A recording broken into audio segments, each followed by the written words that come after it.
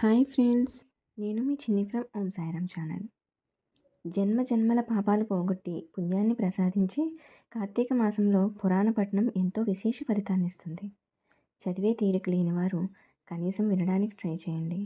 రోజుకో అధ్యాయం భాగంగా మూడవ రోజు మూడవ అధ్యాయంతో మీ ముందుకు వచ్చేసాను. వీడియో స్కిప్ చేయకుండా చివరి వరకు చూడండి. ఓం నమ శివాయ. మూడో అధ్యాయము నదీ స్నాన మహత్యము.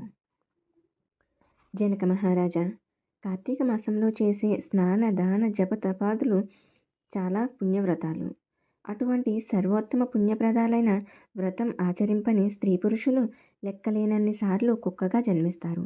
కార్తీక మాసం అంతా స్నానము, వ్రతము, దానము, ఉపవాసము మొదలగు వాటిని చేసే శక్తి సామర్థ్యాలు చాలని వాళ్లకు కార్తీక పౌర్ణమి నాడు అయినా వీటిని ఆచరించాలి. ఈ విధంగా చేయని వాళ్లకు చెడ్డ జన్మలు తప్పవు. దీనికి ఉదాహరణగా చక్కని కథ ఒకటి ఉంది. దానిని చెబుతాను, శ్రద్ధగా విను అంటూ మొదలుపెట్టారు. ఆంధ్రప్రదేశ్లో సద్గుణవంతుడైన బ్రాహ్మణుడు ఉండేవాడు. ఆ బ్రాహ్మణుడు సకల శాస్త్ర ధర్మాలు తెలిసినవాడై ఉండుట వల్ల శాస్త్ర జ్ఞానాన్ని ఆచరణలోకి తెచ్చుకున్నాడు. సత్యవ్రతము, ఇంద్రియ నిగ్రహము, భూతదయ కలిగి ఉండేవాడు. అతడు సకల పుణ్యతీర్థాలు సేవిస్తూ దైవ ధ్యానముతో రోజులు గడిపేవాడు.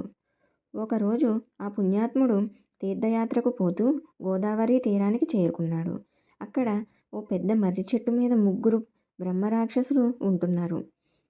సూది మొనల్లాంటి తల వెంట్రుకలు పైకి లేచి పెద్ద ఈత తుప్పల్లా కనిపిస్తున్నాయి. కొండ గుహల్లాంటి పెద్ద పెద్ద నోళ్లు తెరుచుకుని భయంకరంగా అరుస్తున్నారు. వాళ్ళ శరీరాలు కారు మబ్బుల కంటే నల్లగా నిగనిగలాడుతూ పర్వతాల్లా గోచరిస్తున్నాయి. వాళ్ళ చేతిలో పొడవైన కత్తులు తలతలా మెరిసిపోతున్నాయి. వారి దంతాలు, కోరలు చాలా అసహ్యంగా ఉన్నాయి.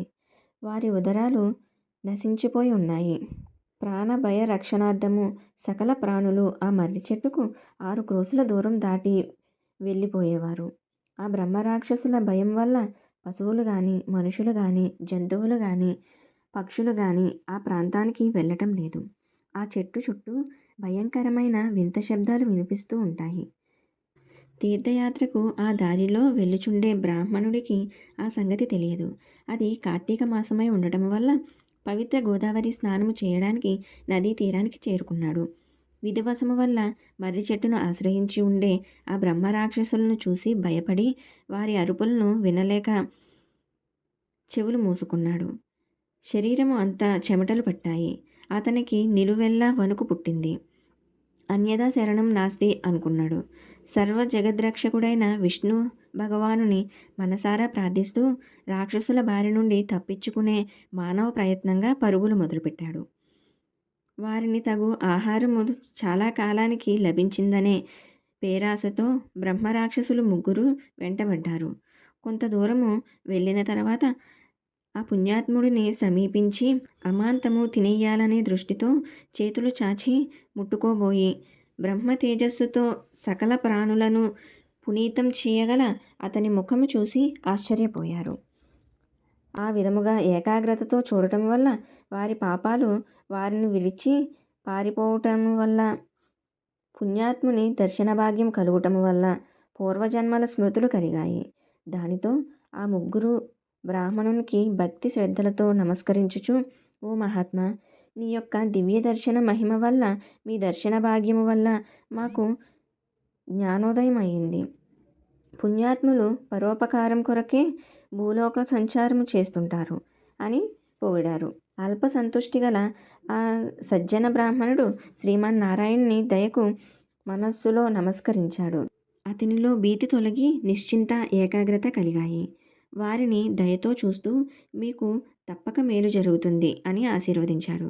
తర్వాత వారి కథ తెలుసుకోవాలని కుతూహలం కలగటం వలన, నాయనలారా, మీరు ఎవరు? మీకు ఇటువంటి జన్మలు ఎందుకు వచ్చాయి? పూర్వజన్మలో మీరు ఎటువంటి పాపాలు చేశారు? చేసిన పాపం చెప్పడం వల్ల కొంత పాపం పోతుంది. శ్రీ మహావిష్ణువు మనలందరినీ రక్షిస్తాడు. ధైర్యముగా మీ వృత్తాంతాలు నాకు చెప్పండి, ఆలోచించకండి అని ఆ బ్రాహ్మణుడు బ్రహ్మరాక్షసులతో పలికెను. అప్పుడు ఆ రాక్షసులు వరుసగా తమ వృత్తాంతము చెప్పడం ప్రారంభించారు. మొదటి బ్రహ్మరాక్షసుని కథ. ఓ మహాత్మా, నేను ద్రావిడ దేశంలో ఉన్న సుందరం అనే గ్రామములో బ్రాహ్మణ వంశానికి చెందినవాడను. నేను గ్రామాధికారిగా చేసేవాడును. ఆ అధికార గర్వంతో కన్ను మిన్ను గానకుండా దుష్టుడినై కుటుంబ పోషణయందు ఆసక్తి హద్దులు మీరటం వల్ల బ్రాహ్మణ డబ్బును దొంగలించాను. అంతేకాక బంధువులందరినీ అలక్ష్యం చేశాను. అమావాస్య నాడైన సద్బ్రాహ్మణునికి పట్టెడు అన్నము పెట్టుట ఎరుగను. బ్రహ్మత్వం ఏడేడు తరాలకు పీడిస్తుందని తెలుసుకోలేకపోయాను. అది సూర్యచంద్రులు ఉన్నంత వరకు బాధిస్తుందనే శాశ్వత సత్యాన్ని గుర్తించలేకపోయాను.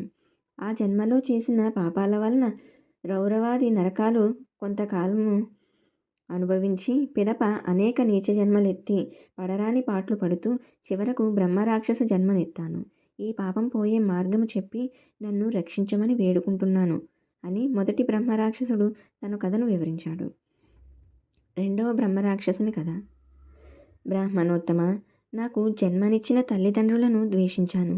మాతృదేవోభవ పితృదేవోభవ అనే ఉపనిషత్ వాక్యాలను నిర్లక్ష్యం చేశాను. భార్య మాటను విని ఆమె తోడు ఇదే లోకం అనుకుని అన్ని విధాలా ఆమెను ఆనందింపచేస్తూ కన్న తల్లిదండ్రుల ఆలనా పాలనా చూడలేదు. నేను నా భార్య మృష్టాన్నం భోజనం చేస్తూ నా తల్లిదండ్రులకు చలిది అన్నం పెట్టించాను. బంధుమిత్రుల్ని ఎన్నడూ ఆదరించలేదు. నేను చేసిన ఈ ఘోర పాపాల వలన రాక్షస జన్మ ప్రాప్తించింది. నన్ను ఈ జన్మ నుండి రక్షింపమని భక్తిపూర్వకముగా వేడుకొనుచున్నాను అని రెండవ బ్రహ్మరాక్షసుడు తన వృత్తాంతము వివరించెను. పిదప మూడవ బ్రహ్మరాక్షసుడు తన వివరాలను మొదలుపెట్టాడు. విప్రోత్తమ, నేను ఆంధ్రదేశంలో ఒక విష్ణు ఆలయంలో పూజారిగా ఉండేవాడిని. పూజారికి ఉండవలసిన సద్గుణాల్లో ఒకటి నా వద్ద లేదు. నేను ఉండేది పవిత్ర స్థలమైనప్పటికీ నాలో అంతా అపవిత్రతయే వ్యాపించి ఉంది. అందరూ అచటకు వచ్చి పుణ్యాన్ని సముపార్జించుకుంటుంటే నేను మాత్రము పాపాలు ఆర్జించుకుంటున్నాను. నాలో దైవభక్తి దయాదాక్షిణ్యాలు లేవు. అవి ఎట్లుండునో కూడా తెలియదు. ఆత్మస్థుతి పరనింద వంటివి చేస్తూ ఉండేవాడును. కులస్త్రీలను చెరిచి ఇతరుల సొమ్మను దొంగలించేవాడిని. స్వామివారి నగలు, భక్తులు దీపారాధనకై పంపిన తైలాన్ని మొదలగు వాటినన్నిటినీ వేశ్య గృహాలకు పంపించేవాడిని. స్వామికి చేయవలసిన నిత్య పూజలు మాని రేయి బవళ్ళు వేశ్యాలోలత్వంతో మునిగి తేలుతూ ఉండేవాడిని. వేశ్య గృహాలే నాకు మందిరాలు. శరీర సౌందర్యం అశాశ్వతమని, బ్రహ్మ పదార్థం ఒక్కటే శాశ్వతమని గుర్తించలేకపోయాను. ఉన్న సంపదను అంతా వేశ్యలు చేజిక్కించుకున్నారు. నాలో ఓపిక లేదు. ధనం ఊడగానే బయటకు నెట్టివేశారు. చివరకు దిక్కులేని మరణం పొంది నరకములో నానా బాధలకు గురి అయ్యాను. పిదప అనేక నీచ జన్మలెత్తి చివరికి ఈ జన్మను పొందాను. మీ దర్శన భాగ్యం వల్ల నాకు జ్ఞానోదయం అయింది. నేనింతవరకు చేసిన పాపాలకు పశ్చాత్తాపం పడుతున్నాను. పశ్చాత్తాపం వలన కొంత పాపం పోతుందని పెద్దలు అంటారు. నన్ను మీరు నయం చేయగలరనే పూర్తి నమ్మకం కలిగింది. నన్ను కాపాడే బాధ్యత మీ మీద ఉంచుతున్నాను. దయతో నన్ను రక్షించండి అని మూడవ బ్రహ్మరాక్షసుడు తన వృత్తాంతము చెప్పి వేడుకొనెను. ముగ్గురి వృత్తాంతమును విన్న బ్రాహ్మణుడు ఎంతో జాలిపడ్డాడు. వారిని బాగుచేయుట తన ధర్మముగా తలంచి వారితో, మీరు చేసినవి అన్నీ మహాపాపాలని అనటంలో తప్పులేదు. అందుచేత చాలా బాధలు పడ్డారు. ఇప్పటికైనా నిజాన్ని గుర్తించి పశ్చాత్తాప పడుతున్నందుకు నేనెంతో ఆనందిస్తున్నాను. ఇక మీకు ఏ భయమూ లేదు. మీకు ఈ చెడు జన్మల నుండి విముక్తి కలిగిస్తాను. ఆ ఆదిశేషుడు మనకు తోడు నీడగా ఉంటాడు అని చెప్పి వాళ్ళను తీసుకుని కావేరీ నదీ తీరానికి చేరుకున్నాడు. అది కార్తీక మాసము కావడం వలన ఉపవాసం చేసి నదిలో స్నాన జపాలు గావించి వ్రతము పూర్తి చేసి ఆ వ్రతము యొక్క ఫలితాన్ని ఆ ముగ్గురు బ్రహ్మరాక్షసులకు దారిపోశాడు. ఆ వ్రత ఫలితము వలన బ్రహ్మరాక్షసులు విముక్తి పొందారు. అందువలన కార్తీక మాసంలో స్నానం చేసి వ్రతాలు ఆచరించే వారికి సకల పాపాలు తొలగిపోయి 10,000 వాజపేయాలు చేసిన పుణ్యఫలం కలుగుతుంది. ఈ ప్రయత్నమును చేయడానికి నిర్లక్ష్యం చూపిన వాళ్ళు అనేక నీచ జన్మలకు గురి అయి చివరకు నీచాతి నీచమైన పంది జన్మనెత్తి తరువాత బ్రహ్మరాక్షసులవుతారు. స్త్రీ పురుష తేడా లేకుండా అందరూ కార్తీక మాసంలో కావేరి, కృష్ణ, గోదావరి మొదలైన పుణ్యనదుల్లో స్నానం చేసి నక్తం మొదలగు వ్రతాలు చేయాలి. ఇది స్కంద పురాణాంతర్గత కార్తీక మహత్యమందలి 3వ అధ్యాయం సంపూర్ణం. ఈ వీడియో మీకు నచ్చినట్లయితే లైక్ చేసి, షేర్ చేసి, సబ్స్క్రైబ్ చేయండి. మరిన్ని వీడియోల కోసం బెల్ ఐకాన్ మీద క్లిక్ చేయండి. Thank you for watching.